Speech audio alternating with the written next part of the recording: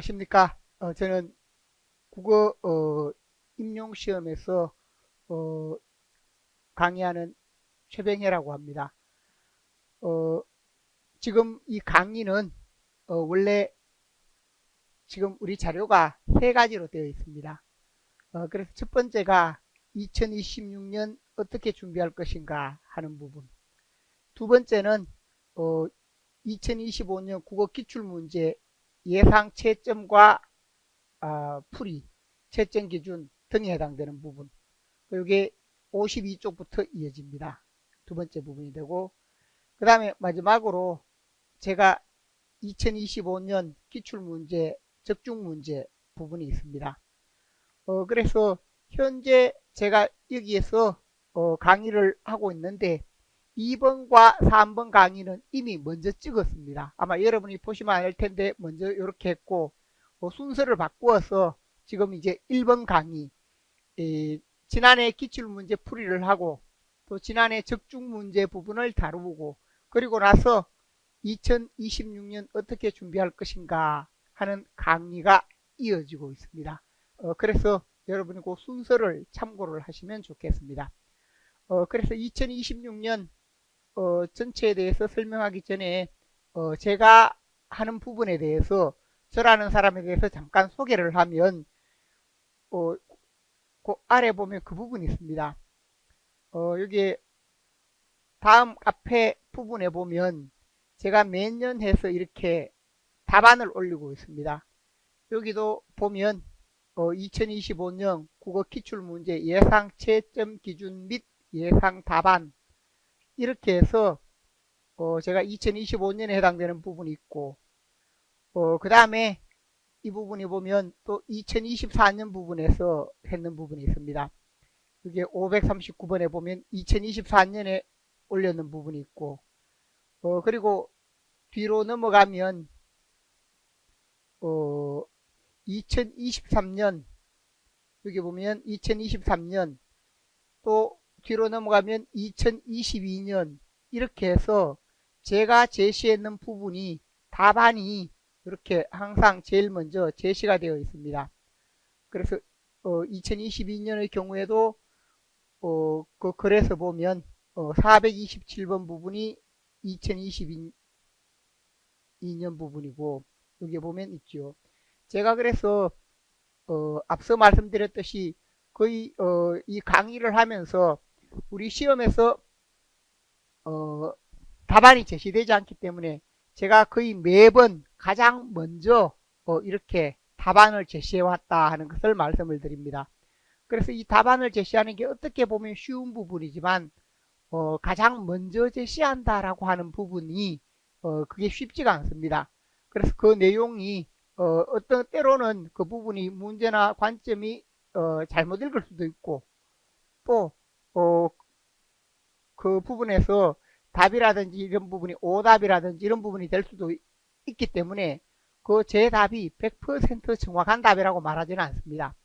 그렇지만 제가 생각을 했을 때 가장 타당한 답이라고 생각하는 부분과 거기에 해당되는 예상 채점 기준을 제시하고 있습니다.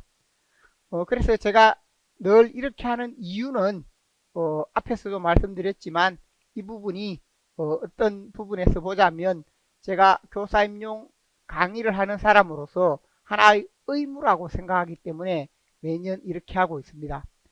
여러분의 경우 시험 치고 나서 궁금하게 생각하는 부분이 많고 또 그 부분에 대해서 그 궁금한 부분을 누군가는 해소를 해줘야 하는데 그건 임용시험 강의를 하는 우리가 해야 될 것이라고 생각하기 때문에 제가 매년 이렇게 하고 있습니다. 그런데 이렇게 하다 보면 항상 제가 제일 먼저 해놓으면 뒤에 따라오는 부분 그걸 바탕으로 해서 이렇게 하는 경우가 많습니다.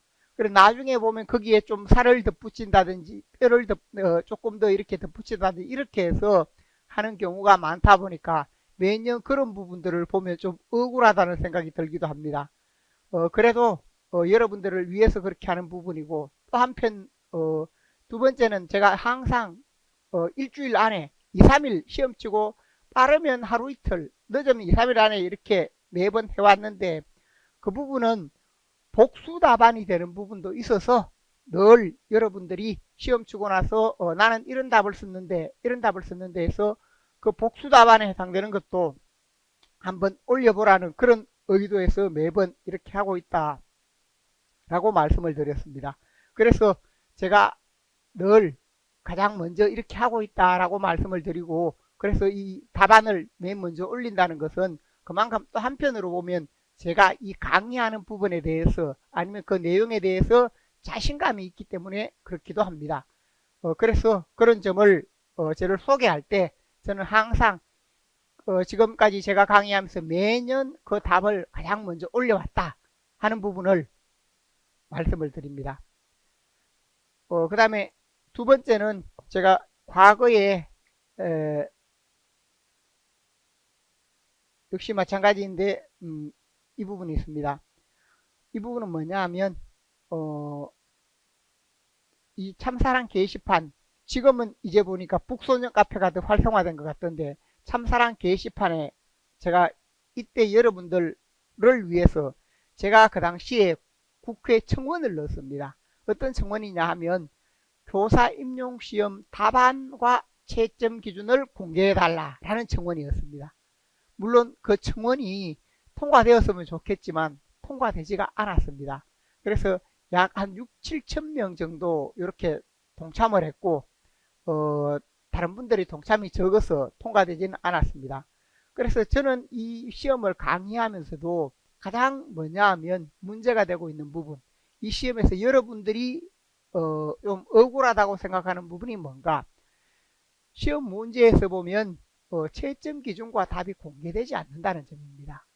그래서 이걸 제 생각에는 그걸 당연히 우리가 서술형, 논술형이라고 하더라도 근사치에 해당되는 답은 충분히 공개를 해서, 그 공개가 되어야 뭐냐면 공부를 하는 분들이 우리가 기출문제 정답을 보고 그 정답을 하나의 등대 삼아서 우리가 항의를 할 수 있습니다.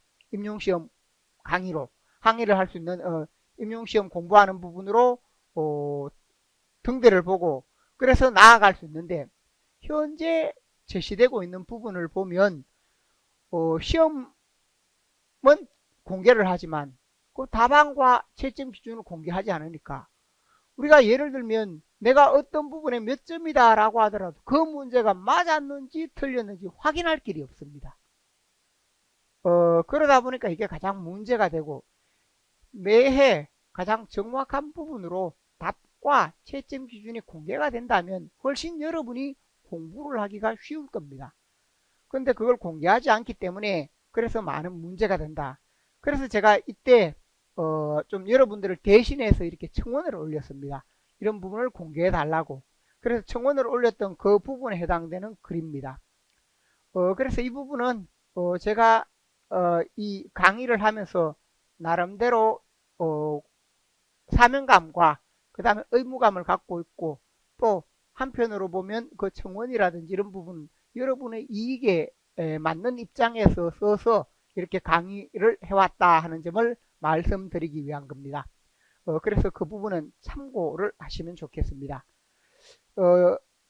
제 소개는 이렇게 하고, 그 위에 보면 제가 문학 박사이고 시인 평론가이기도 하고, 그래서 제가 가장 자신 있는 그런 분야는 문학 부분인데, 최근에 적중률을 보면 문법이나 국어 교육의 적중률이 더 높습니다.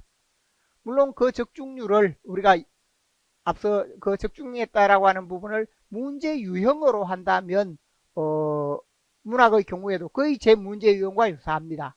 문제 유형으로 하면 거의 같은데 여러분이 적중했다고 생각하는 것은 작품까지 같아야 되기 때문에, 그래서 이 문학은 워낙 작품이 많아서 그 부분을 따져보면 이 제가 다룬 작품도 있고 못 다룬 작품도 있고, 특히 작년과 같은 경우에는 낯선 작품들이 많이 나왔습니다.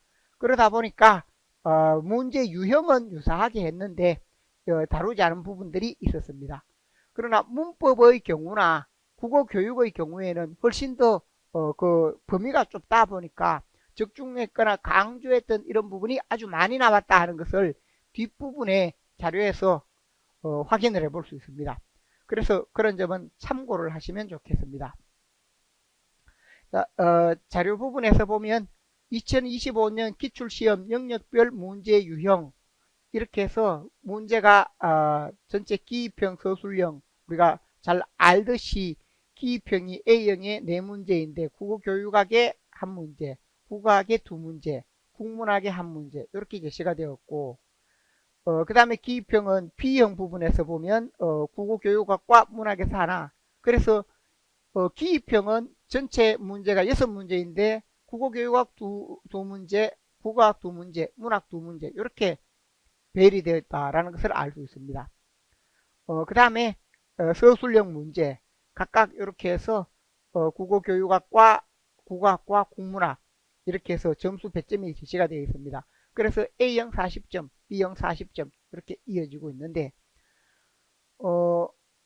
문학의 경우에 먼저 국어교육의 경우에 보면 세 가지 영역 8점, 8점, 8점에서 24점 부분으로 됩니다. 그리고 어느 부분에서 어떻게 문제가 나왔다 하는 것은 더 구체적으로 자세하게 아래 제시가 되어 있습니다. 그 화법의 경우 작년에 화법 설득하는 발표 부분이 나왔고 그래서 그 부분 그 다음 준언어, 비언어, 의사소통에 해당되는 부분 이런 부분이 있어서 역시 세부 내용은 뒷부분에 문제로 다 다루었습니다. 독서, 장문 마찬가지 이렇게 해서 각 영역별로 8점씩 24점 이렇게 나왔습니다. 그 다음에 문법의 경우에도 문법에서는 보통 고전문법, 현대문법에서 이렇게 해서 8점, 16점 이 비중은 조금씩 달라질 수 있습니다. 작년에는 고전문법 비중이 조금 적었던 해입니다. 때로는 거의 비슷하게 반반 정도가 나오는 경우도 있는데 작년에는 그 부분이 좀 고전문법 비중이 조금 적었습니다. 그래서 대체로 보면 통사론에 해당되는 부분 형태론과 어문론 그 다음에 의미론 고전의 형태론이라든지 현대 어문론 이렇게 해서 전체적으로 제시가 되어 있고 세부적으로 아래에 어문 분야 단어와 의미 분야 문장 분야 이렇게 해서 세부 내용이 있습니다. 이것은 역시 참고를 하시기 바랍니다. 뒤에 요 세부 내용은 다 자세히 다루어지고 있습니다.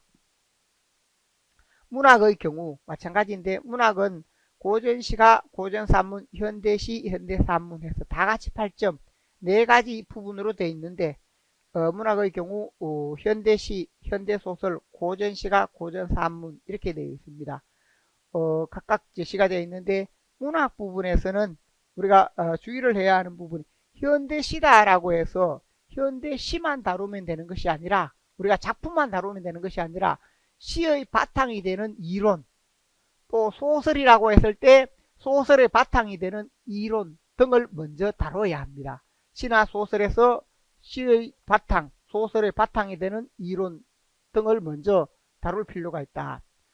그래서 우리가 보면 이 부분은 바꿔 말하면 감상 능력이라고 할 수 있습니다. 감상 능력. 그 감상 능력이라고 하는 것은 우리가 개별 작품에서 어떤 구성 요소들이 어떤 의미와 효과를 지니는가 하는 것을 생각을 할 수 있습니다. 그래서 모든 문학 작품의 경우에 보면 문학 작품은 우리가 기본적으로 감상 능력이 필요한데 이 감상 능력이라고 할 때 감상 능력은 하나의 작품이 있습니다. 하나의 작품이 있으면 이 작품에 대해서 이 작품은 다양한 구성 요소들로 이루어집니다.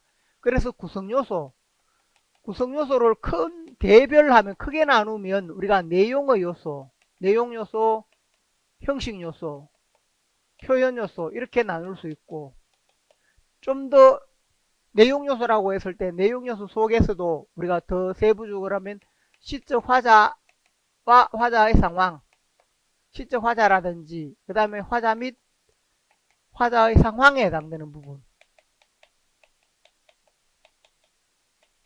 시에서의 어떤 소재나 제재에 해당되는 부분 그 다음에 그 작품에 나타나 있는 미적 범주라든지 등등 이런 요소들에 해당되는 부분들은 내용이다 라고 할 수 있습니다. 형식은 시어와 행과 연에 해당되는 부분 그 다음에 시에서 운율, 그리고 시의 전개 방식 등등이 있고, 표현에 해당되는 부분은 우리가 잘 알듯이 비유와 상징, 반어와 역설 등등 이런 다양한 요소들이 있다는 겁니다. 그러니까 기본적으로 하나의 작품에 이런 다양한 요소들이 나타날 수 있는데, 먼저 하나의 작품 속에서 보면 이러한 요소들이 어떻게 나타나 있는가, 그래서 이것을 뭐냐면 이 기본 구성 요소가 있을 때 그것을 구성 요소 파악이라고 합니다. A라는 작품에 이러한 구성 요소가 있다라고 할 때 구성 요소를 파악하는 이 부분 활동이 있고, 그 다음에 이 구성 요소를 파악했으면 중요한 게 뭐냐 하면 이 구성 요소에 대해서 구성 요소가 지닌 그 개별 구성 요소가 있을 때 그것이 지니고 있는 의미와 효과를 잘 드러내는 것, 그 다음에 그와 관련지어 한계 부분에 해당되는 것, 의미와 효과, 한계 등에 해당되는 요소들이 있습니다. 그래서 이에 해당되는 것을 드러내고, 이것을 통해서 우리가 이 작품의 주제와의 관련성, 주제가 있을 때 이러한 요소들이 주제와 어떤 관련이 있는가, 그래서 이 구성 요소와 이 의미, 효과 등을 통해서 이 부분과 이 부분을 통해서 이러한 부분들이 주제와 어떤 관련이 있는가, 주제와의 관련성을 파악하는 이러한 활동들이 필요합니다. 그러자면 우리가 하나의 작품 자체에 대해서 공부를 할 때 작품만 알면 되는 것이 아니라 이런 부분에 대한 것을 먼저 알아야 된다는 겁니다. 구성 요소가 무엇이고, 그 다음에 그 작품에서 여기에 있는 감상 능력이 어떻게 작용하는가, 이걸 미리 알아야 됩니다. 그래서 시나 소설에서 가장 기본이 되는 것은 이러한 부분을 먼저 하는 겁니다. 이것이 있어야 개개인의 감상 능력이 있어서 낯선 작품에 대해서 문제를 잘 풀어갈 수 있습니다. 그래서 작년처럼 이렇게 낯선 문제가 나온다라고 할 때 그때 이 감상 능력이 없으면 그런 문제를 제대로 풀기 어렵습니다. 지금 현재 여러분이 공부하는 방식은 뭐냐 하면 A라는 어떤 작품이 있다 하면 작품 위주로 공부를 합니다. 작품에 대해서 예를 들면 그것이 해법이나 아니면 다른 우리가 문학의 참고서가 있으면 문학 참고서를 보고 작품을 공부하거나 달달 이렇게 기억하고 암기하듯이 하는데, 그렇게 기억하고 암기했는 게 그 작품이 시험에 나오면 그래도 다행인데 그 작품이 안 나오면 어떻게 됩니까? 새로운 작품, 낯선 작품에 이걸 적용을 하기가 어렵다는 겁니다.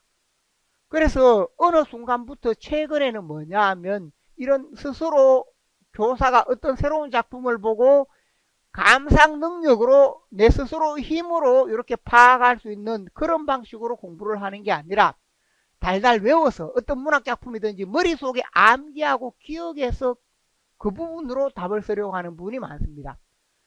그래서 물론 그런 부분도 필요하긴 한데 가장 기본이 되는 것은 뭔가, 먼저 이런 방식에 의해서 내가 감상 능력을 가진 상태에서 그런 기억을 한다든지 이렇게 하면 훨씬 시간도 절약되고 공부도 쉽습니다. 그런데 무조건 달달 외우면 이런 새로운 작품에는 적용 능력이 없다는 겁니다. 그래서 여러분이 항상 문학을 공부할 때는 이러한 점을 잘 생각을 해야 한다. 감상 능력을 길러야 한다. 특히 작년과 같은 경우에 그 감상 능력을 기르려면 뭐냐, 문학에서는 기본적으로 현대시, 현대소설에 대해서 필요한 기본적인 이론에 해당되는 것, 그리고 우리가 문학 전반에 해당되는 것으로 여러분이 문학 일반, 국문학 일반에서 배웠던 그 내용들이 있습니다. 문학의 언어에 대한 것, 문학의 갈래에 해당되는 것, 또 문학의 본질, 특성에 해당되는 것, 이러한 부분들에 해당되는 요소들도 우리가 다 알아야 뭐냐면 최근에 나오는 문제에 대해서 명확하게 답을 쓸 수 있습니다. 그래서 문학의 공부라고 하는 부분은, 문학 공부는 나중에 다시 나오지만 우리가 전체적인 부분에서 제대로 하려면 문학의 이론적인 것에 해당되는 부분도 필요하고 감상 능력도 필요하고 문학사에 해당되는 것도 필요합니다. 그러한 부분들이 조화를 이루었을 때 우리가 어떤 문제든지 좀 쉽게 풀어갈 수 있다 하는 점을 미리 이해를 하시기 바랍니다. 자, 그래서 여기서 보면 구성요소의 의미 및 효과라고 해서 구성요소와 관련되는 부분들이 많습니다. 이게 바로 기본이 된다는 겁니다. 그래서 다양한 이 기본을 바탕으로 개별 작품을 설명하는 부분이 많다 하는 점을 참고하시기 바랍니다. 그래서 작년에 시험에 나왔던 부분 간략하게 제시를 했습니다. 다음으로 기출문제를 통한 분야별 학습 방법 이렇게 제시가 되어 있는데, 우리가 기출문제를 보면 기출문제는 뭐가 되는가 하면 우리가 어떤 교사 임용시험 합격으로 나아갈 때 그 기출문제가 우리를 안내하는 나침반이 됩니다. 그렇기 때문에 기출문제가 중요하다라고 할 수 있는데, 그러면 기출문제 부분에 무엇이 중요한가 라고 하면 기출문제 부분에서는 단순히 답을 아는 것, 이 부분은 별로 의미가 없습니다. 답을 아는 것은 내가 원래 공부하는데 원래 시험의 답, 아니면 최근에 있던 1, 2년 전의 답, 이런 부분들은 그대로 문제가 반복이 되지는 않습니다. 그렇기 때문에 우리가 기출문제에서는 문제 유형, 최근의 문제 유형이 어떠한가, 기출문제를 볼 때 최근에 필요한 문제 유형이다라고 했을 때 우리가 기출문제에서 반드시 살펴봐야 하는 것은 뭔가 하면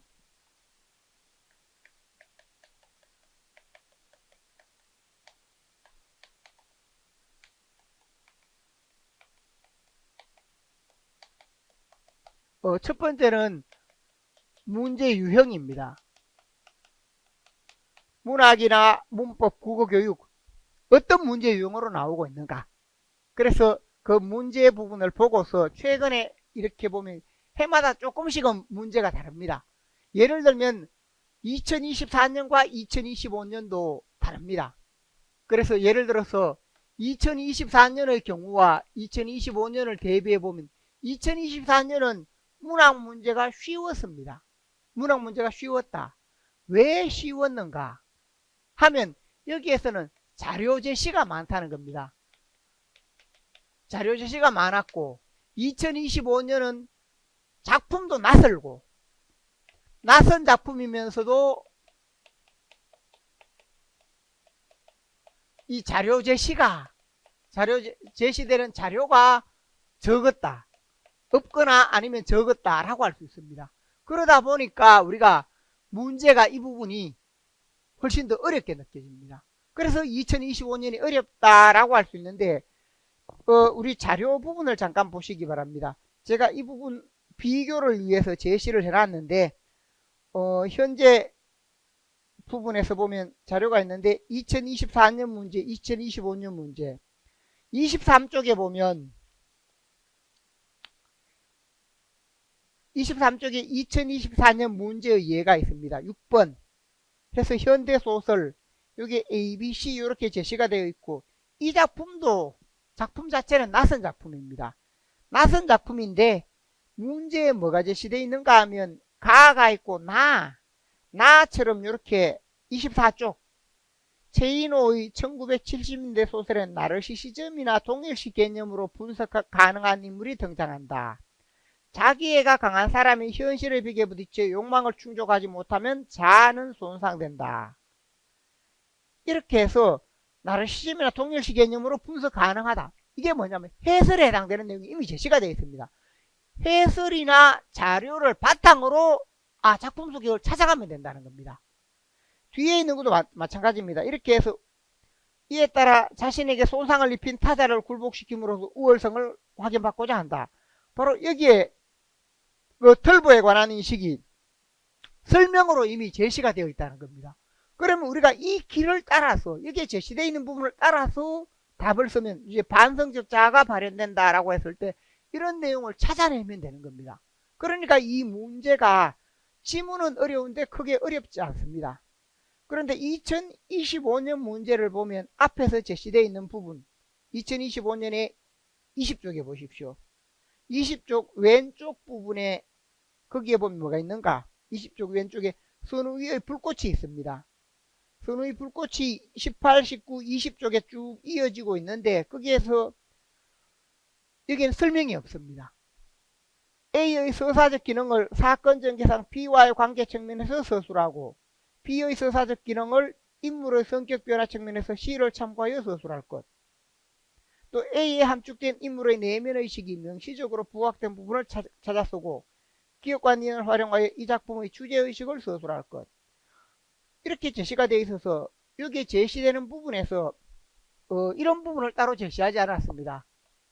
자료에 해당되는 이런 부분, 해설이나 설명, 이런 부분을 어느 정도 작년에도 여기에 문제도 나에 대해서 선우의 불꽃에 대해서 어떤 설명이 있었다면 우리가 문제를 적용하기가 훨씬 쉬웠을 겁니다. 그래서 이 부분이 설명이 안 되었다 하는 점을 알 수 있고, 그러다 보니까 이 부분은 우리가 이 작품을 보면서 기본적으로 이렇게 소설에 대해서 인물, 사건, 배경, 그 다음 시점 구성 문체 등의 이 구성 요소, 여기서는 사건의 어떤 특정 사건이 있을 때 사건에 해당되는 내용들을 바탕으로, 감상 능력을 바탕으로 주제를 파악할 수 있도록 그런 방식으로 공부가 돼야 된다는 겁니다. 그래서 지난해 시험의 경우 그러한 부분으로 감상 능력이 부족한 경우에는 점수가 아주 낮게 되거나 부족한 경우가 많았습니다. 그래서 이건 뭐냐, 우리가 공부를 하면서 미리 자기 자신이 한편의 시에 대해서, 한편의 소설에 대해서 어느 정도 감상 능력을 기를 수 있도록 그렇게 공부가 돼야 됩니다. 그런데 최근에 2023년도 그렇고 2024년도 그렇고 문학 문제가 좀 쉬웠습니다. 비교적 쉬웠다. 비교적 쉽다 보니까 우리가 뭐냐 하면 달달 외워서 암기하는 식으로 학습이 많이 이루어졌습니다. 그래서 달달 외워서 암기하는 부분은 2023년, 2024년부터처럼 문제가 좀 쉽다면 그런 부분이 가능한데 작년처럼 어려우면 뭐가 되는가? 이게 당락을 결정하는 부분이 됩니다. 문학 문제 부분이. 그래서 작년과 같은 경우에는 아마 문학을 잘 본 사람, 그렇지 않은 사람, 당락이 거기에서 나눠집니다. 그래서 우리가 뭐냐 하면 기본에 해당되는 내용, 우리가 교사로서 하나의 작품을 감상할 때 스스로 감상할 수 있는 이런 능력도 함께 길러가야 우리가 이 시험에 그만큼 쉽게 합격할 수 있다 하는 점을 생각하시기 바랍니다. 그래서 여기에서 문제 유형에 따라서 이 문제 유형을 파악해 보면 지난해는 뭔가, 앞서 제가 이야기했듯이 낯선 작품이 나오고 이런 자료가 제시되지 않는다면 이런 감상 능력, 시에, 여기는 제가 시만 제시했는데 소설의 경우에도 내용 형식으로 나누었을 때 그 작품을 감상하는 부분이 있습니다. 어떤 내용을 보고 감상한다라고 할 때 감상하는 부분이 있는데 그에 해당되는 부분을 파악할 수 있다. 그래서 2025년의 경우 이러한 점이 강조가 되었습니다. 그 다음에 두 번째는 뭐냐 하면 기출문제를 볼 때 우리가 어떤 기출문제를 본다라고 하면 기출문제를 보게 되면 시험에서 출제된 부분, 출제되지 않은 부분, 이걸 구분을 해야 됩니다. 그래서 출제된 내용과 그렇지 않은 내용, 그렇지 않은 내용, 이렇게 있어서 출제된 내용이다, 출제되지 않은 내용이다. 그래서 이 부분은 뭐냐면 뭐가 중요한가 덜 중요한가를 파악할 수 있습니다. 중요한 것, 덜 중요한 것. 그래서 우리가 예를 들어서 제가 작년에 국외음화와 같은 경우 국외음화 부분을 제가 강의를 하면서 국외음화가 2024년에 나왔습니다. 2024년에 우리가 밭이라고 하면서 2024년에 국외음화가 나왔는데 국외음화가 출제가 되었다. 그런데 제가 이 국외음화를 보면 2025년에 국외음화 부분에서 우리가 핵심적인 두 가지가 아직 안 나왔다. 과거에 보면 국외음화가 그 이전의 시험에서 국외음화는 우리가 그 형태에서 보면 마대, 뒤디다 이런 부분처럼 근대 국어에서 이가 아닌 경우 뒤에 티귿 뒤에 이가 아니고 에라든지 의가 올 때는 국외음화가 안 일어났습니다. 그리고 근대 국어에서 국외음화는 하나의 형태소 내에서도 일어났다. 이런 내용은 시험에 한두 번 나왔습니다.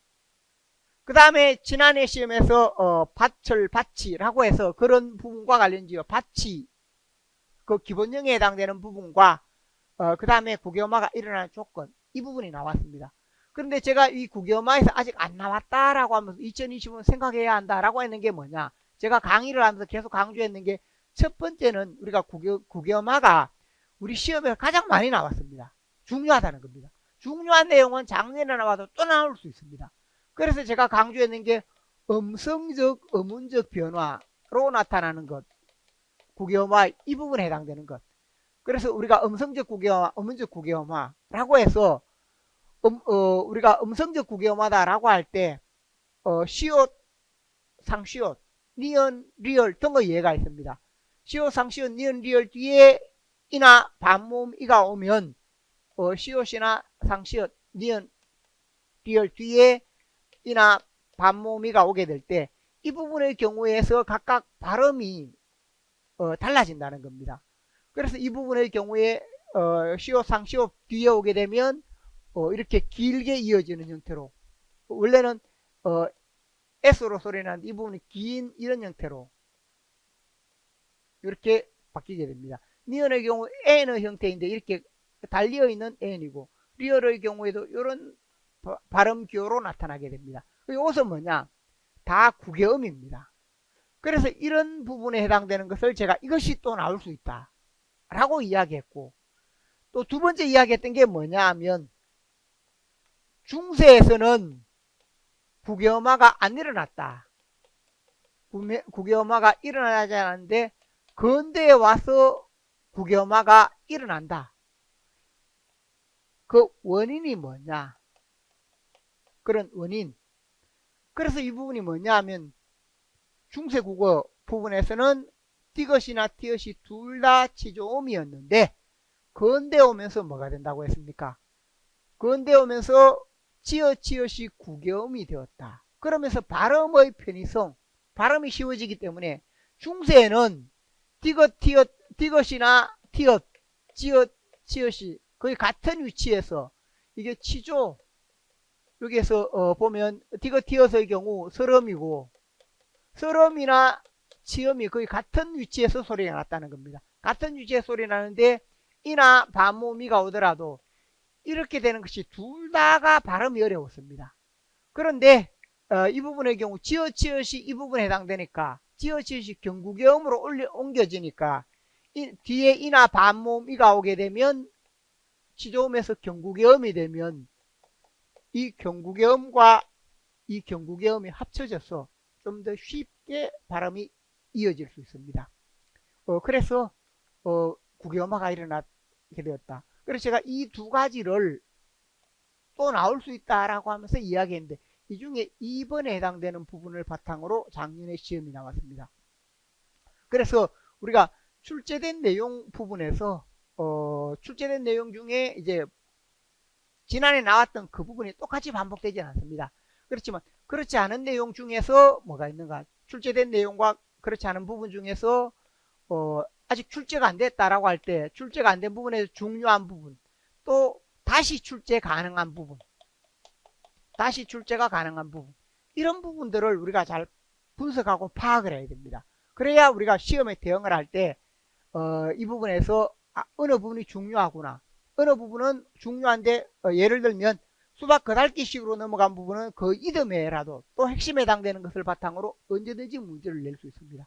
그 국외음화를 내년에 또 낸다면 뭐냐, 이러한 부분으로 앞서 이야기했듯이 음성적, 어문적 국외음화, 이건 또 낼 수 있다는 겁니다. 그래서 우리가 공부를 하면서도 최근에 나온 부분과 안 나온 부분을 따져서 또 우리가 중요한 부분 중에 다루어지지 않은 부분이 있으면 또 학습을 해야 하는 부분들이 있습니다.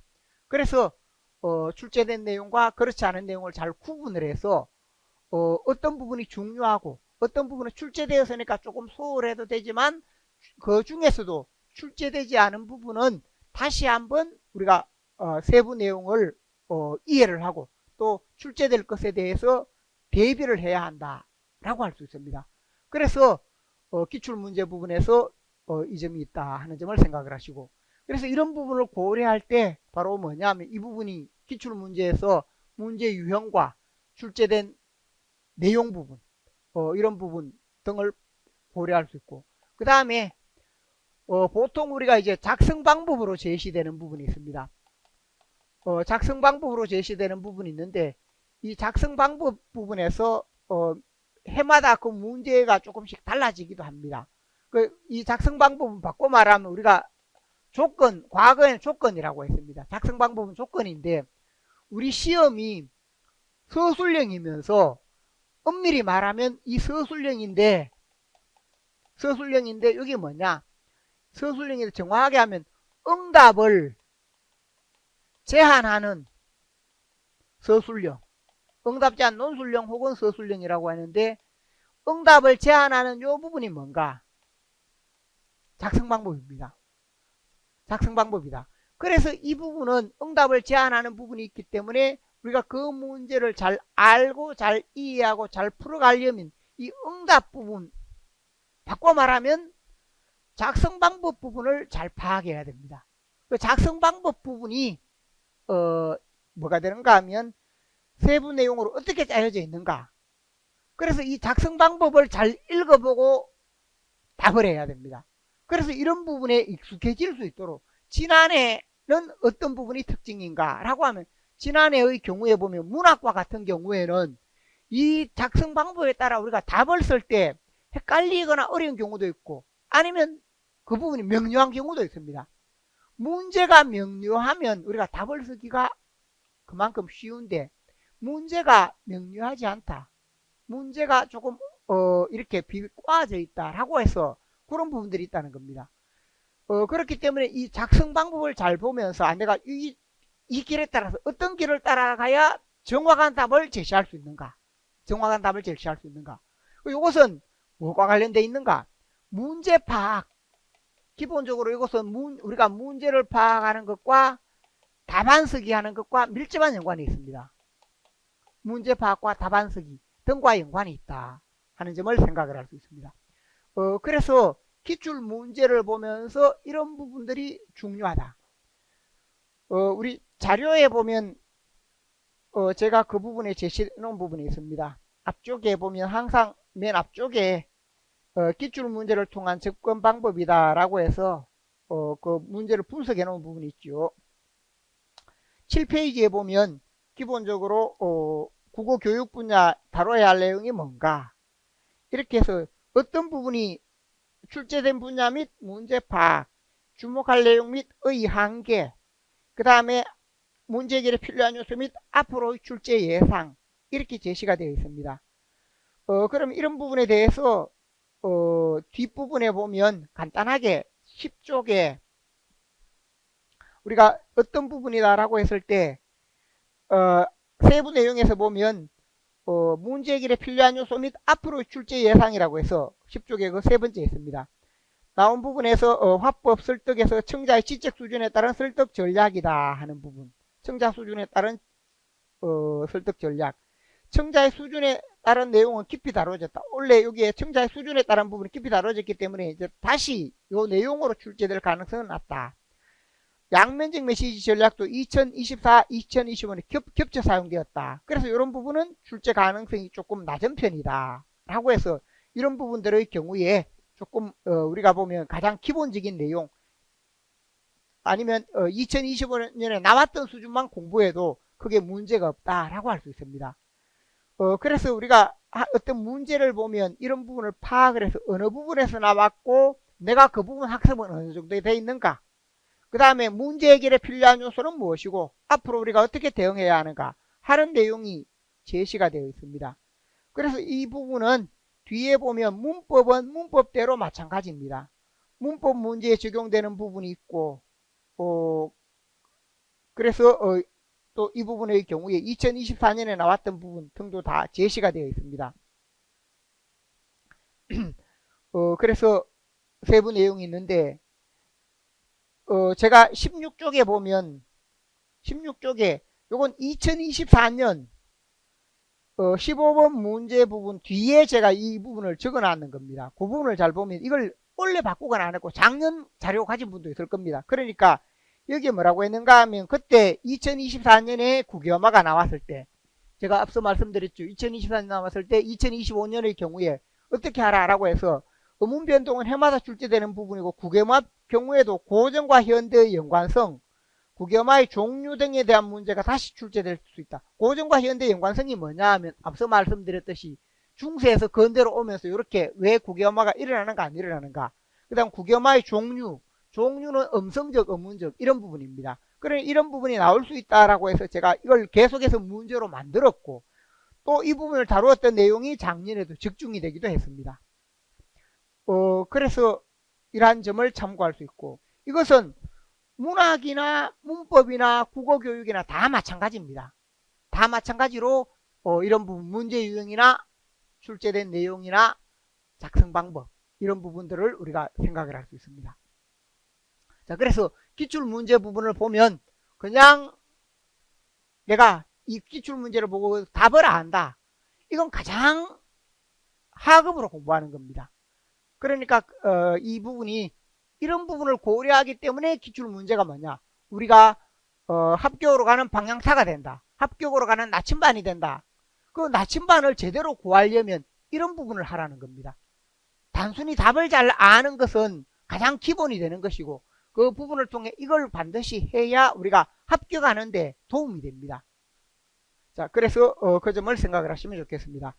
그 다음에 기출문제 부분에서 각 분야별 학습 방법 부분으로 이렇게 제시가 되어 있는데 우리가 항상 문제를 보면 여기에서 문제 유형이나 이 부분도 잘 알아야 되는데 이 작성 방법을 잘 고려해서 그게 하는 게 뭔가 문제 파악과 답안 쓰기입니다. 문제 파악과 답안 쓰기. 그래서 이 문제 파악과 답안 쓰기에 대해서 우리가 조금 더 생각해 볼 필요가 있습니다.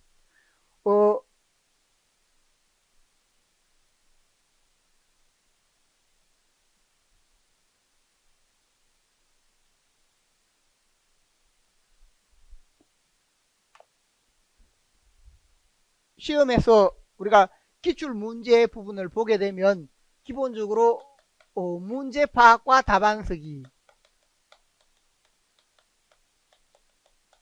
부분에서 우리가 기입형의 경우 기입형은 보통 답을 쓰는 게 뭐 기억이라든지 니은이라든지 이렇게 두 가지에서 각각 1점으로 이렇게 제시가 됩니다. 서술형의 경우에는 문제가 가장 일반적으로 보면 서술형의 경우에는 두 가지 문제로 제시가 되어서 무엇을 하고 무엇을 하라 이렇게 하나가 나오고 또 두 번째 이게 이제 작성 방법 속에 나오는 부분입니다. 서술형에 보면 작성 방법이 따로 제시가 되고 이 작성 방법에 따라서 보면 무엇을 하고 무엇을 제시하라. 또 두 번째 문제 무엇을 하고 무엇을 제시하라. 그러니까 실제 문제를 보면 이 부분에 해당되는 것이 첫 번째 하나, 이 부분에 해당되는 것이 두 번째, 이게 세 번째, 이게 네 번째가 되는 부분으로 각각 그래서 보면 이 문제가 여기 하나인데 여기에 대해서 보통 이렇게 1점 1점 여기서 1점 1점 이렇게 되고 그 다음에 이 부분도 마찬가지입니다. 1점 1점 이렇게 해서 우리가 점수로 나눠보면 다 1점 단위로 나눠질 수 있습니다. 항상 서술형이라고 하더라도 이 비슷한 형태 혹은 문제가 3개가 나오면 1점 1점 2점이 된다든지 그런 경우도 있습니다. 그렇지만 기본적으로 보면 이렇게 문제가 짜여집니다. 작년에 이제 우리가 예상 채점 기준을 쉽게 제시할 수 있는 것도 기본적으로 항상 내는 사람이 이 4점 부분을 항상 기본으로 한다는 겁니다. 그래서 우리가 답을 쓸 때 이런 부분을 보면서 항상 먼저 생각해야 되는 게 작성 방법에 있으면 초보자들은 어떻게 답을 쓰는가. 가장 초보자들이 대체로 보면 1번, 2번이 있으면 1번에 해당되는 건 별로 답을 안 쓰는 경우가 많습니다. 1번을 놓치거나 2번에 대해서는 또 자세하게 써놓습니다. 2번에 자세하게 써놓는다. 이렇게 하고 또 3번의 일부 여기에서는 살짝 건드리게만 넘어가고 또 4번은 또 이렇게 자세하게 쓰고 이런 예들이 많다는 겁니다. 여러분 답을 다 이렇게 해봐야 됩니다. 어느 것이나 다 균형 있게 이것이 1점이면 이게 부족하면 틀리거나 점수를 받을 수 없습니다. 이 부분도 마찬가지입니다. 예를 들면 이 부분을 완벽하게 한다라고 하더라도 이건 내가 자세히 아는 것이다. 자세히 아는 것이다 라고 해서 이 문제를 보고서는 뭐라고 하는가, 앞에 있는 부분이나 이런 건 신경도 안 쓰고 2번만 자세하게 설명했습니다. 1번은 안 나오고. 그러면 이 부분은 이 사람의 경우에 길게 설명해서 1점은 받을 수 있지만 이 부분 답을 잘 썼다고 이 부분까지 맞게 해주진 않습니다.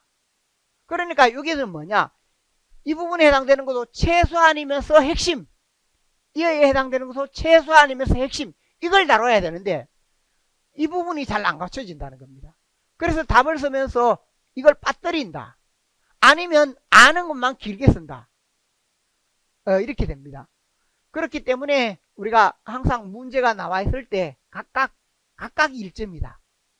그러니까 합격하는 사람 이것도 적당하게 설명해주고 이것도 적당하게 설명하고 이 부분 다 같이 균형 맞춰서 적당하게 써주는 것, 그 다음에 핵심을 써주는 것, 이게 가장 중요하다는 겁니다.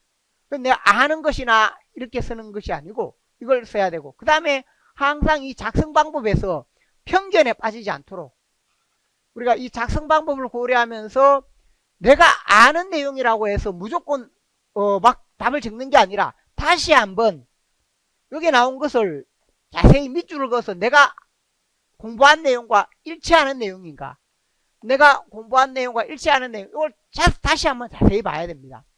그래서 이 작성 방법을 최대한 자세하게 고려해서 최대한 작성 방법에 맞게 적절하게 효율적으로 그렇게 해야 뭘 하는가, 우리가 그 답에 해당되는 것을 정확하게 쓸 수 있습니다. 이렇게 답을 쓰더라도 우리가 항상 이 하나, 이것도 1점이고 이것들 좀 다 궁극적으로 1점입니다. 하나하나에 대해서 1점인데 그 1점이라고 했을 때 우리가 받아야 되는 핵심 목표가 1점입니다. 1점인데 그런데 1점이 되면 이 하나에 대해서 1점, 아니면 이런 하나에 대해서 1점, 이런 하나에 대해서 1점, 이렇게 받을 수 있으면 좋은데 우리가 그렇게 되지 않는 경우가 많습니다. 그래서 제가 이렇게 나누어서 하면 1점인데 0.5점이 되거나 아니면 0점이 되거나 이런 경우도 있고, 그 다음에 0.5점인데 1 이렇게 되는 경우도 있고, 0.5점인데 0처럼 이렇게 되는 경우도 있습니다. 그래서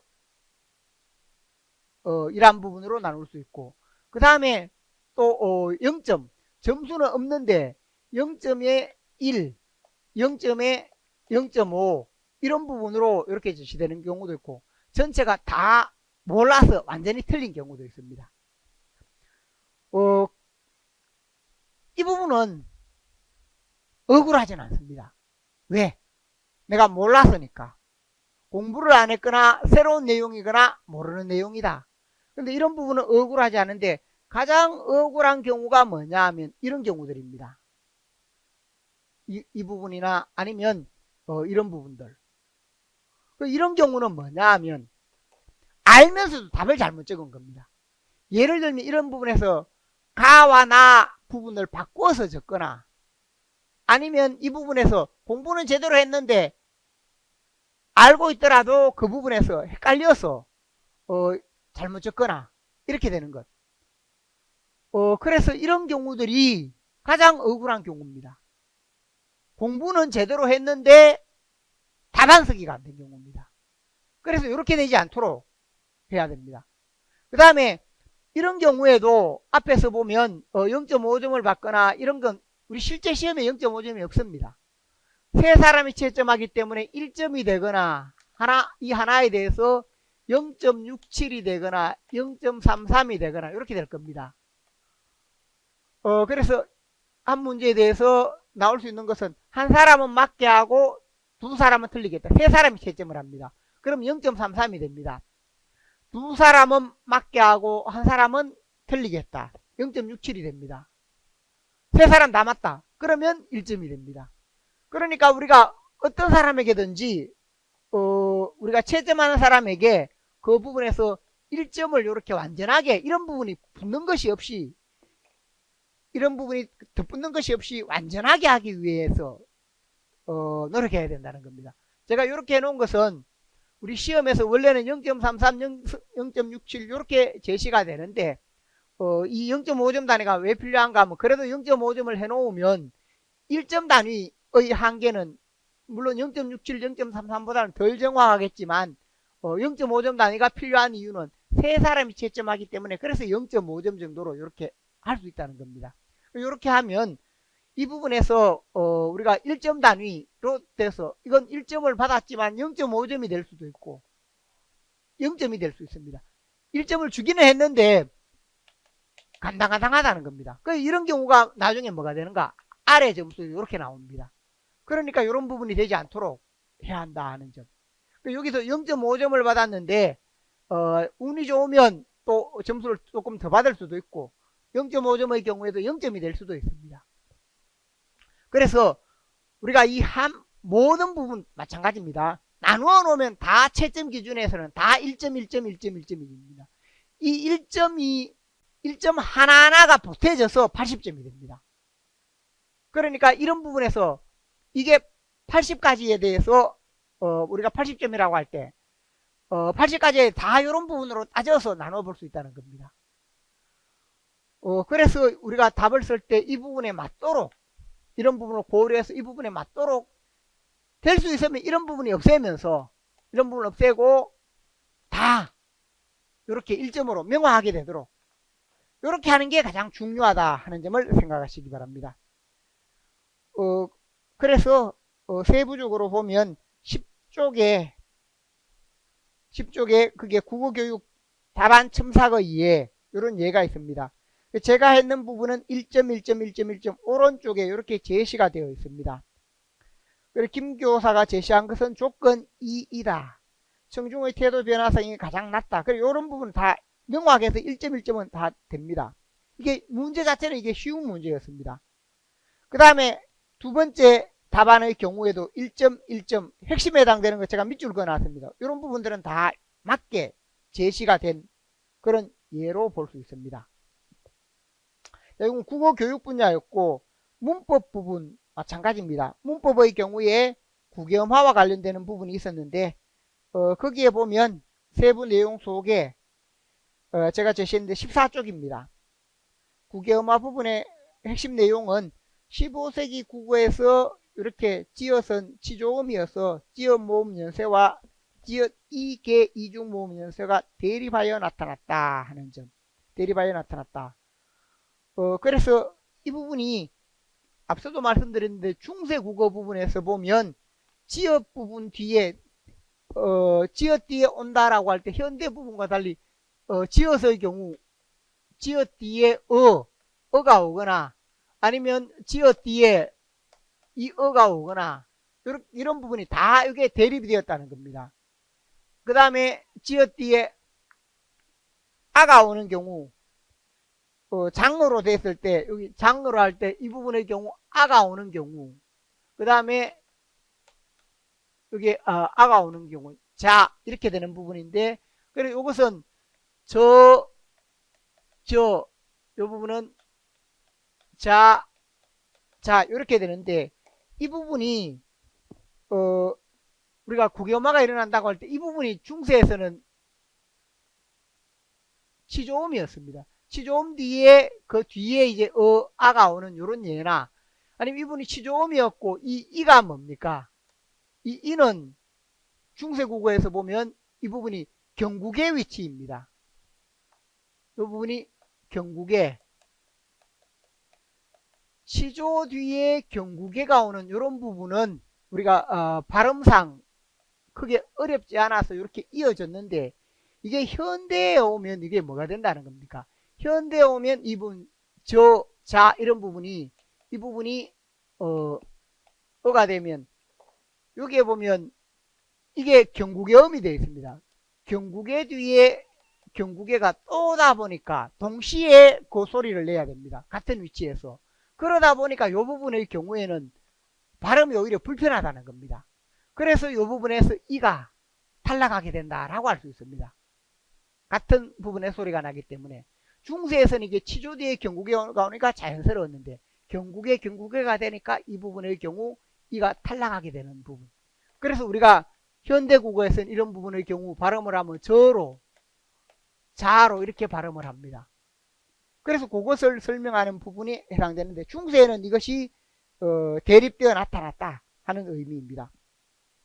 자, 그래서 이에 대한 설명이 있고, 그 다음에 두 번째 해당되는 것은 기억의 이유를 국유화의 발생 조건과 관련지어 설명하라. 국유화의 발생 조건에 해당되는 것. 그래서 자료 부분은 다 제시가 되어 있는데 이에 따라서 보면 14쪽에 지어성 경구계음이 아니기에 국유화가 일어나지 않았고 이 때문에 초두에서 저와 저, 장과 장의 대립이 가능하다. 대립이 가능했다라고 했는데 이게 대립이 가능한 이유 치조음이 아니었다. 치조음이었어. 즉 이때는 경구계음이 아니었어.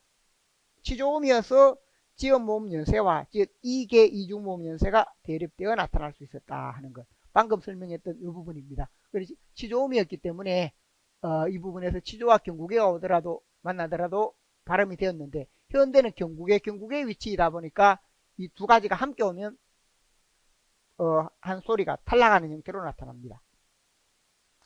자, 그래서 그 부분을 설명할 수 있고 그 다음에 그래서 이 부분의 경우 핵심이 조금 부족합니다. 그 다음에 국유화는 티긋티엇이나 반몸이나 이를 만나 일어난다. 그러나 15세기는 일어나지 않았다. 여기도 핵심 내용이 없습니다. 국유화는 치조음, 티긋티엇이 전설음이나 반몸이 만나서 지어치어로 바뀌는데 중세에는 지어치어도 똑같은 치조음이었다. 치조음이었기 때문에 발음의 편의성이 없었다. 둘 다 발음이 어려웠다는 겁니다. 그래서 일어나지 않았다 하는 것을 설명하는 부분. 근데 여기에는 이 학생의 경우 이 부분에 정확하지 않고 그 다음 마띠에서 18세기 국유화로 인해 티것이 지어서로 변하고 어간의 형태를 바꾸는 규칙 국유화가 적용되어 맞지로 바뀌었다라고 했는데 마띠에서 18세기 국유화로 티것이 지어서로 변한 이 내용은 맞습니다. 그러나 그 뒤에 있는 설명 부분 마띠에서 맞지 이렇게 바뀌는 부분 앞서 이야기했듯이 기억 국유화가 회귀하는 시기에 맞기로 5분석 했어. 회귀하는 시기에 원래는 맞디다인데 맞기로 잘못 적었다는 겁니다. 5분석 하다 보니까 지엇을 기억으로 적은 부정회귀가 일어나서 그렇게 된 것이다. 이렇게 설명할 수 있습니다. 근데 그 핵심 내용이 없습니다. 그래서 여기에서 보면 이 부분은 점수를 받으면 2점 또는 1.5점이 될 수 있습니다. 그 아래 분의 경우도 마찬가지로 제가 두 번째 분 1점 1점 1점 세 가지나 맞는데 두 번째 기억의 이유 티긋티엇이 이나 반몸 이와 만나 지어서 바뀌는 티긋 국유화는 국유화가 적용된 단어 형태를 바꾸는 변화를 이야기했지만 이라고 해서 여기에 두 번째 문제에 해당되는 부분을 문제 파악을 잘못했습니다. 그래서 틀렸다. 뭐가 틀렸느냐? 문제 파악이 잘못되었다. 문제에서는 제시된 부분에서 보면 기억의 이유를 국유화 발생 조건과 관련지어 설명하라 라고 했는데 기억의 이유 그래서 국유화의 경우 중세국어 지어도 똑같은 치조음이어서 발음의 편향성이 있기 때문에 안 일어났다 라고 설명해야 되는데 다른 내용으로 설명을 하고 있습니다. 그래서 그런 부분들을 참고로 보시면 되겠습니다. 이렇게 되었고 그 다음 문학으로 넘어가면 문학의 경우 역시 마찬가지입니다. 뒤에 답안서기 부분에서 제시되어 있는 부분으로 22쪽에 보면 세부 내용에 답이 있는데 문학 부분 보면 점수가 낮다라는 것을 알 수 있죠. 문법이나 국어 교육에 비해서 문학 부분 여기 제가 골라놨는데 이 부분에서 보면 A의 서사적 기능 B를 통해 과거를 회상하게 하는 이유를 마련해 준다. 여기 과거를 회상한다 라고 하는 부분 어느 정도는 맞는데 핵심이 부족합니다.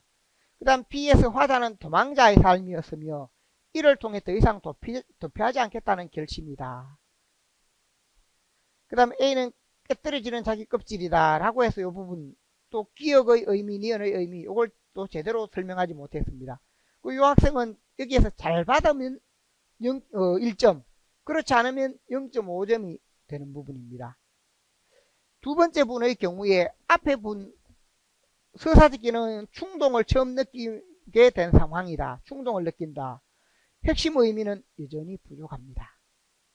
그 다음에 B의 서사적기는 소극적 성격이 적극적으로 바뀐다. 라고 해서 이 부분의 경우에도 핵심 내용이 조금 부족합니다. 그 다음에 A에 함축된 인물의 성격이다 라고 할 때 이 내용 파악이 전부 다 적절하지 않습니다. 그런데 제가 앞서 말씀드렸지만 이 문제의 경우에는 제가 예문도 적중했을 뿐만 아니라 문제 내용도 적중했던 부분입니다. 그래서 이 부분에서 보면 이 문제에서 지문이 있습니다. 원래는 지문에서 보면 B 부분이 먼저 있고 B, A, C 이렇게 이어집니다. 이렇게 이어지는데 B는 이게 뭐냐? 이 작품은 원래 과거의 삶입니다. 과거의 삶이고 현실 수능적 삶이다 라고 했죠. A는 뭡니까? A는 이게 각성의 계기가 되는 부분. 과거에 현실 수능적으로 살다가 여기는 각성의 계기가 되는 사건. 그 다음에 여기는 각성한 상태, 각성한 상황이다. 각성의 계기가 된다. 이 각성의 계기가 되는 것은 뭐냐? 연호와 대립하는 부분. 연호와 대립하면서 이 연호가 나를 따라와서 연호가 할아버지를 죽입니다. 할아버지를 죽이기 때문에 내가 거기에 맞서서 다시 또 연호에 맞서서 할아버지 죽음과 함께 이제 내가 그걸 각성하게 되는 그런 부분으로 이어진다라고 볼 수 있습니다. 그래서 이 지문인데 이 부분에서 보면 제시가 되어 있고 제가 이걸 19쪽 부분에 보면 이 부분을 문제로 내면서 지문도 거의 같습니다. ABC로 해서 가에 나타난 이 작품에 난 사건 전개를 과거의 삶을 이게 과거의 삶이고 과거의 삶을 벗어나는 계기가 된다. 그 다음에 각성한 삶 이렇게 해서 19쪽 자료에 보면 문제 작성 방법 속에 있습니다. 과거의 삶을 벗어나는 계기, 앞으로 지향하는 삶, 각성한 상황에서 이제 지향하는 삶 이렇게 나눴는데 그 안에 답이 뭐냐? 붉은색으로 되어 있죠. 과거의 삶은 A 부분 연호와의 대화에서 혁명이나 다른 사회 문제에 참여하지 않고 나대로 조용히 살아가는 것. 바로 현실 수능하는 그런 삶이었다. 과거의 삶을 벗어나는 계기는 B 부분으로 할아버지의 죽음. 여기에서 할아버지의 죽음이 왜 일어나는가? 연호와 대립해서 연호가 동료 교사의 아버지를 죽이려고 했기 때문에 그런 연호를 밀치고 총을 탈취해서 도망을 갔습니다. 그래서 이 부분에 해당되는 것이 각성의 계기가 되는 삶이다. 그래서 할아버지의 말을 통해서 새로운 삶을 일깨우는 각성의 계기가 된다. 할아버지 자신이 죽으면서 이렇게 살지 말라. 너는 살아야 한다. 라고 했기 때문에 그렇게 이어진다는 겁니다. 지향하는 삶. 그래서 연호에 대응해서 총을 쏘고 자기 앞의 문제에 적극적으로 참여하려는 삶. 그러니까 여기 현실 수능에서 여기에 오게 되면 현실 참여로 이어진다는 겁니다. 현실 참여로 이어진다 하는 점. 이렇게 이어지는 부분이 있기 때문에 이 부분에 해당되는 것이 제가 문제로 냈던 부분과 거의 같은 부분입니다. 그래서 이 작품에서는 이게 중요한 뼈대이기 때문에 이렇게 제시가 되어 있었는데 이런 의미 부분을 제대로 이렇게 이해를 못한 경우가 많았습니다. 그러다 보니까 22쪽에 보면 그 답안 쓰는 내용에서 그러한 부분이 한계가 있었다 하는 점을 참고를 하시면 좋겠습니다. 그래서 이런 부분을 통해 뭐가 필요한가? 제가 앞서 이야기했듯이 감상 능력. 어떤 작품에 대해서 사건이 이어질 때 우리가 이걸 모른다고 하더라도 A가 뭔가 B가 뭔가 C가 뭔가 그 이어지는 사건 부분에서 그 제시되어 있는 부분에 보면 B의 경우는 뭔가 B의 경우에는 과거에 수동적으로 살아왔던 것이고 A는 뭔가 그걸 변화하고 바꾸려는 활동이고 그래서 깨달음이 이어진다. 이걸 우리가 잘 모르더라도 그 핵심 내용을 파악을 할 수 있어야 됩니다. 그래서 그렇게 하는 부분이 뭐냐? 우리가 스스로 어떤 소설을 보면 감상 능력을 길러가는 그런 부분이다 하는 점을 참고를 하시기 바랍니다. 자, 여기까지 지금까지 쭉 설명했던 부분이 뭔가 하면 우리가 어떻게 공부해야 되는가. 그래서 기출 문제를 통해서 문제 파악과 답안 쓰기, 그리고 그 문제에서 우리가 최대한 어느 문제든지 1점을 받을 수 있는 이런 식으로 공부를 해가야 된다 하는 것을 제가 강조를 했습니다. 다음으로 우리 자료에서 보면 26쪽 자료가 있습니다. 여기에 보면 2026년 대비 무엇을 어떻게 공부할까라고 해서 2026년에 보면 문학 부분의 경우에 기본적으로 보면 문학에서 필수적인 문학 일반이나 국문학 일반이나 문학사 이런 기본적인 지식이 필요합니다. 지식이 필요하고 그 다음에 감상 적용하는 부분. 그래서 우리가 보통 여러분이 하면서 영역별 바탕 지식을 제대로 공부하지 않는 경우도 많고, 또 감상 적용하는 부분에서도 그냥 작품을 단순 암기합니다. 자료로 승부를 하려고 합니다. 그런데 어떤 부분이든지 우리 시험 문제를 모두 담아낼 수 있는 자료는 없습니다. 그러니까 자료도 중요한데 무엇이 중요하다? 내 스스로의 감상 능력을 기르는 공부가 필요하다. 감상 능력이 없으면 그 자료의 경우에도 제대로 활용을 못합니다. 그래서 2026년 시험 대비 주목할 점이 뭔가? 낯선 작품에 대해서는 감상 능력이 중요하다. 그래서 이건 문학 내용학이라든지 아니면 여러분이 따로 감상할 수 있는 방법, 감상 방법은 문학 다양한 지식을 바탕으로 또 현대소설 구성 요소를 바탕으로 그것을 작품에 적용해서 내용을 파악해내는 힘입니다. 그런 부분이 필요하고 2024년과 달라진 점이 있다라고 했습니다. 그래서 특히 달라졌을 때 이런 경우에는 더 감상 능력이 필요하다 하는 점. 그 다음 고전의 경우에는 우리가 어떤 고전을 보면서 그 고전 작품에서 명확한 이해, 해석, 줄거리나 아니면 그 지문을 잘 파악할 수 있어야 됩니다. 그래서 고전 작품을 공부할 때 정확한 의미, 그 다음에 어떤 해당 부분에 해당되는 것이 어떤 의미를 지니는가, 그걸 잘 이해하는 게 필요하다는 겁니다. 무조건 암기하는 게 아니고 흐름 속에서 또는 문학사 속에서 하위 갈래 속에서 그 지문이 지니는 의, 이런 부분을 잘 알 수 있어야 우리가 그 정확한 답을 쓸 수 있습니다.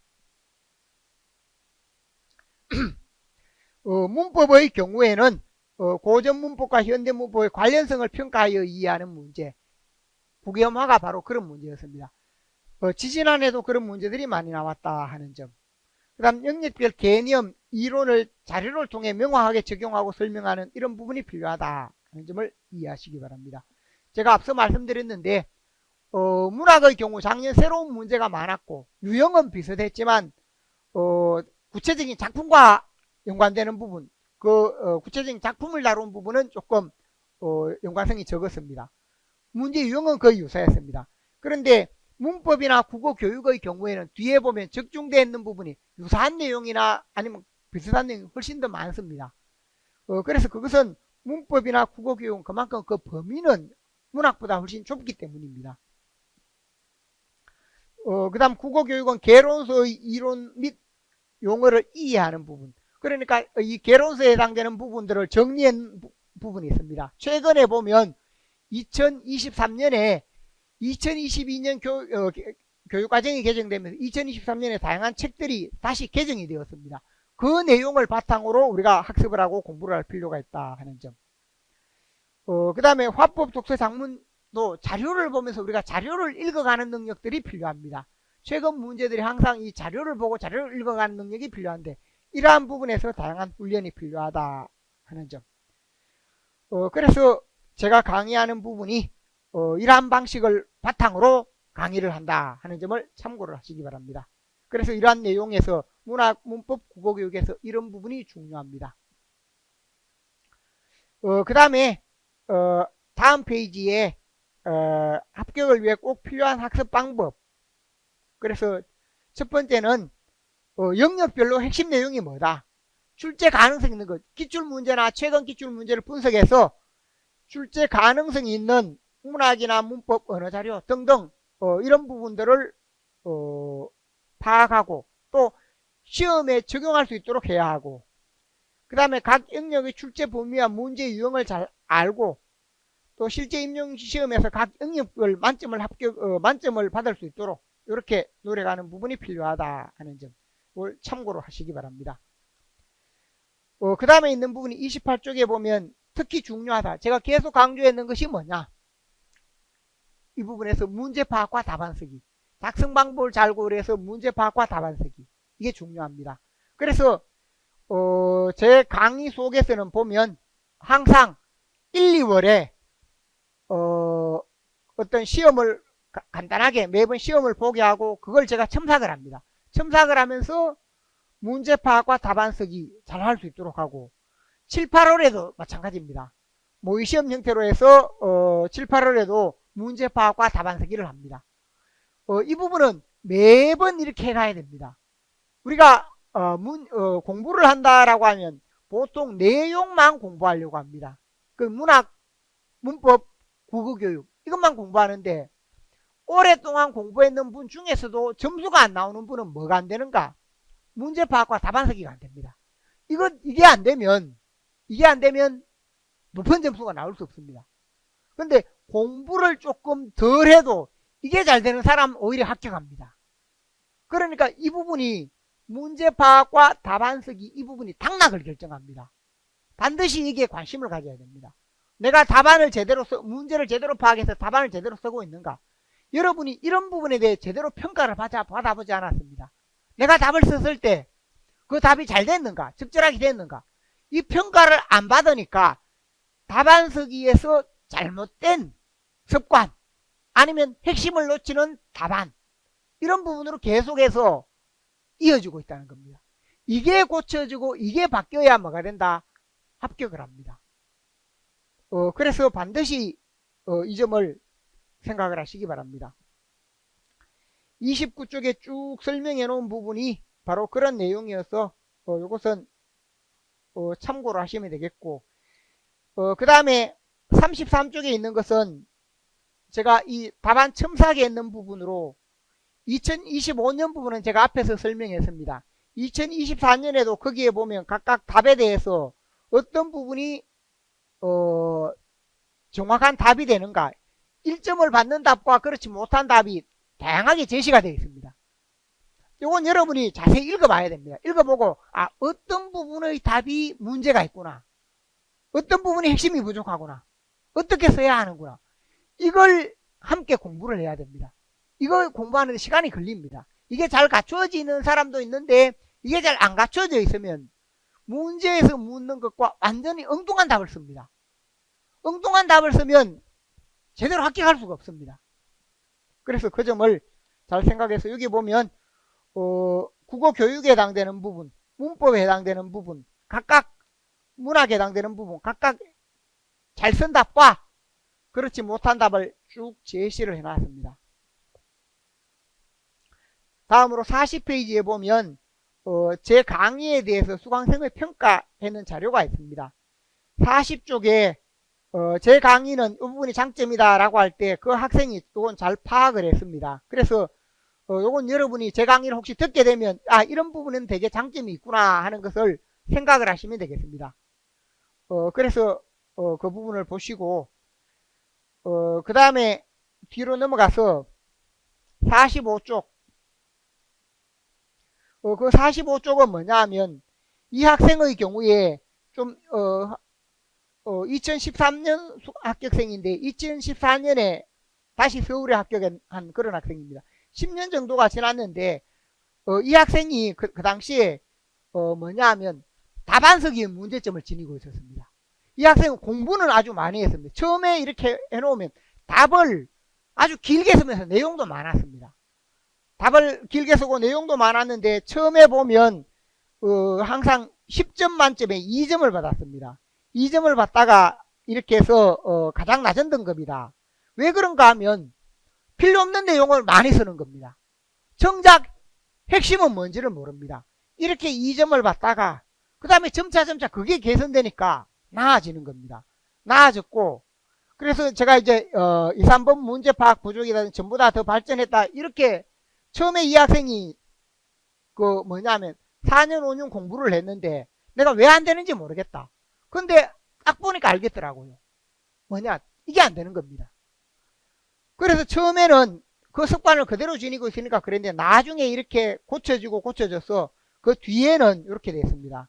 그 뒤에는 조금씩 해서 더 발전을 하고 그 다음에 이제 뒤 이렇게 해서 더 완성이 된 형태로 2점 받다가 10점 받는 형태로, 그래서 제가 괄목 상대로 이렇게 적어주고 그랬습니다. 그래서 모의 시험 이렇게 되는 부분도 있고 해서 자기 점수라든지 이걸 다 밝혀놔서 제가 여기를 다 인용을 했는데, 이 학생의 경우 그래서 그 지역에서 아마 그 시험 결과 충북에 쳤을 때 부분입니다. 충북에 쳤을 때 이렇게 해서 자기 받은 점수 부분이 제시가 되어 있습니다. 전공 과목 60점 받아서 이렇게 했는데, 이때 아마 그 1등인가 2등인가 이렇게 했습니다. 충북에서 그렇게 했고, 그 이듬해 다시 서울로 시험을 쳐서 서울에서 또 합격을 했습니다.